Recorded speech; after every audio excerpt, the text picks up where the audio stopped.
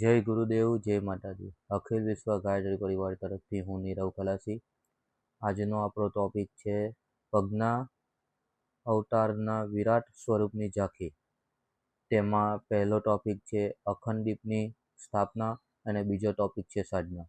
તો આપણે પહેલા ટોપિકની વાત કરીશું. અખંડ દીપની સ્થાપના ક્યારે થઈ? અખંડ દીપની સ્થાપના વસંત પંચમી સંવત 1983, 18 જાન્યુઆરી 1926ના રોજ દાદા ગુરુદેવ સાથે સાક્ષાત્કાર અને તેમની પાસેથી મળેલા નિર્દેશો અનુસાર અખંડ દીપની સ્થાપના સાથે નવા જીવનની યાત્રાનો શુભારંભ કર્યો. આપણો બીજો ટોપિક છે સાધના. દાદા ગુરુદેવના માર્ગદર્શન અતિ વિશિષ્ટ તપ અને સમય સાથે 24 લાખ ગાયત્રી મહામંત્ર જપના 24 મહાપુરાણ સ્વરો સંપન્ન કર્યા. સાધના દરમિયાન ગાયને જવ ખવડાવ્યા. તેના છાણમાંથી નીકળેલા જવને સાફ કરીને તેની રોટલી અને છાશનું સેવન જ તેમનો આહાર રહ્યો. સૂર્યોદય પહેલાં જ પોતાની દૈનિક 6 કલાકની જપ ઉપાસના પૂરી કરી લેવી.